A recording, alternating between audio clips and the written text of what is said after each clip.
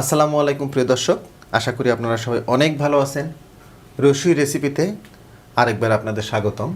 আজকে রশির রেসিপিতে থাকছে মাংস রান্না। আর এই রান্নাটার জন্য আমার কাছে অনেক কোয়ারি এসেছিল 10-15 কেজি মাংস রান্না করে দেখানোর জন্য। আজকে আমি আপনাদের 10 কেজি মাংস রান্না করে দেখাবো।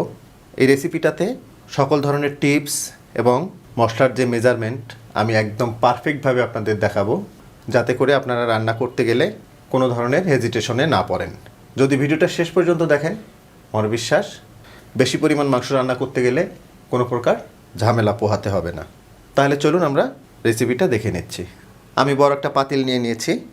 এখন এখানে 10 কেজি মাংস দিয়ে দিচ্ছি। এখন আমি এতে বিভিন্ন ধরনের মশলাগুলো অ্যাড করব। শুরুতে দিচ্ছি আদা বাটা। এখানে আমি 300 গ্রাম আদা বাটা নিয়েছি, যেখানে পার কেজিতে 1.25 টেবিল চামচ করে আদা বাটা হয়েছে। রসুন বাটা নিয়েছি আমি এখানে 300 গ্রাম, এটাও পার কেজিতে 1.25 টেবিল চামচ করে পড়েছে। হলুদ দিচ্ছি আমি এখানে 40 গ্রাম হলুদ আছে, যেটা পার কেজিতে 1/2 টেবিল চামচ করে পড়েছে। দিচ্ছি শুকনা মরিচের গুঁড়া, এখানে 50 গ্রাম শুকনা মরিচের গুঁড়া আছে, যেটা পার কেজিতে 1.25 টেবিল চামচ করে পড়েছে। দিচ্ছি জিরার গুঁড়া, এখানে 30 গ্রাম জিরার গুঁড়া রয়েছে, যেটা পার কেজিতে 1/2 টেবিল চামচ করে পড়েছে।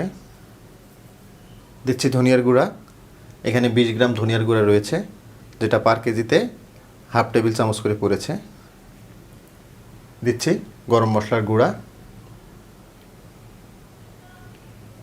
আর এই গরম মশলার গুঁড়ায় আমি যে সমস্ত উপাদান ব্যবহার করেছি সেগুলো আমি অ্যাট এ গ্লান্স একটু দেখাই দিচ্ছি আপনাদের। ছোটো এলাচ আছে এখানে 10 গ্রাম, যেটা পার কেজিতে 4 পিস করে পড়েছে।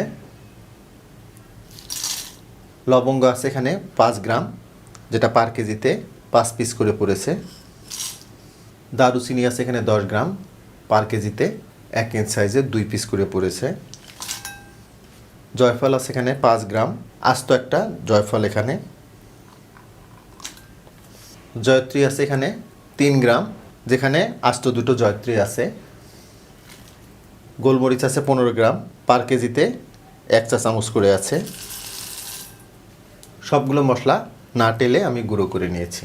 আপনারা গরম মশলাগুলো আস্ত ব্যবহার করতে পারেন, তবে গুঁড়ো করে নিলে ফ্লেভারটা কিন্তু খুব চমৎকার আসে, সেই সাথে কালারটাও খুব সুন্দর আসে।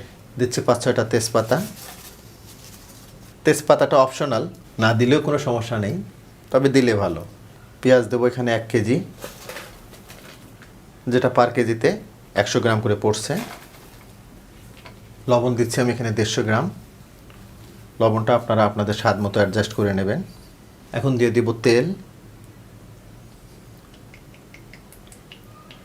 আমি সানফ্লাওয়ার অয়েল ব্যবহার করতেছি, আপনারা এখানে সয়াবিন তেলও ব্যবহার করতে পারবেন, কোনো সমস্যা নেই। তেলটাও আপনারা আপনাদের মতো অ্যাডজাস্ট করে নেবেন। আমি এখানে 3 কাপ মতো সানফ্লাওয়ার অয়েল দিয়ে দিলাম। মাংসের সাথে সবগুলো মশলা খুব ভালোভাবে মাখিয়ে নিব। মশলাগুলোর সাথে মাংসগুলোকে খুব ভালোভাবে মাখিয়ে নিলাম। এখন আমি ঢাকনা লাগিয়ে দিব। প্রথম 20 মিনিট আমি মাংসগুলোকে হাই হিটে রান্না করে নিব। তবে একটু বলে রাখি, মাঝে মধ্যে মাংসগুলোকে নেড়ে দিতে হবে, যাতে করে তলায় না লেগে যায়। প্রথম 20 মিনিট মাংসটাকে আমি হাই হিটে রান্না করে নিলাম। দেখুন মাংসটা থেকে কতটা পানি ছেড়ে দিয়েছে। বেশি মাংস রান্নায় কয়েকটা জিনিস অবশ্যই মাথায় রাখবেন। প্রথম যে জিনিসটা সেটা হচ্ছে সব ধরনের উপকরণগুলোর পারফেক্ট মেজারমেন্ট, পাশাপাশি বিভিন্ন ধরনের মশলাগুলো সেগুলো যদি কম বেশি হয় তাহলে কিন্তু পারফেক্ট টেস্টটা আসবে না। আরেকটা বিষয় অবশ্যই মাথায় রাখতে হবে, বেশি মাংস রান্না করতে এডিশনাল কোনো পানির প্রয়োজন হয় না। কেন প্রয়োজন হয় না আমি রান্নার শেষে এটা ব্যাখ্যা করব।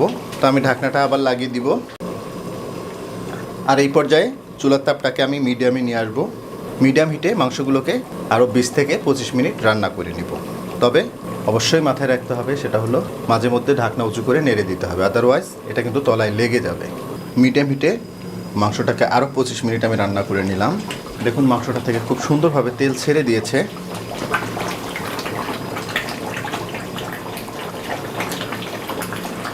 অলরেডি খুব সুন্দর একটা কালার চলে আসছে। দেখুন, আবার ঢাকনাটা লাগিয়ে দিব।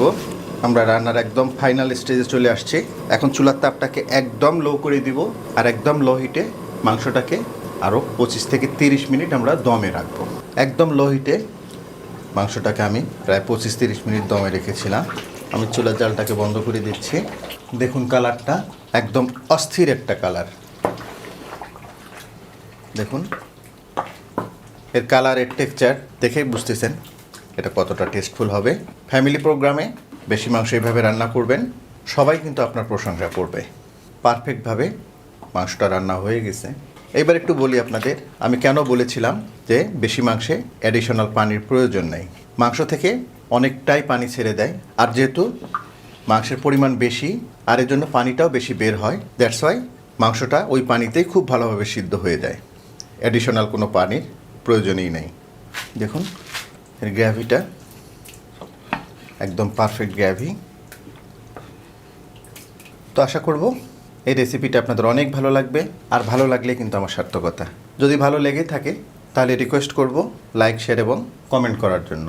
আর আপনি আমার চ্যানেলে নতুন হয়ে থাকলে রিকোয়েস্ট করব আমার চ্যানেলটাকে সাবস্ক্রাইব করার জন্য। আর যারা আমাকে সাবস্ক্রাইব করে রেখেছেন তাদের কাছে আমি অনেক অনেক কৃতজ্ঞ। তো আজকে এই পর্যন্তই, আবার নতুন কোনো রেসিপি নিয়ে আপনাদের সামনে আসবো। সে পর্যন্ত সবাই অনেক ভালো থাকবেন, সুস্থ থাকবেন, নিরাপদ থাকবেন। আল্লাহ হাফেজ।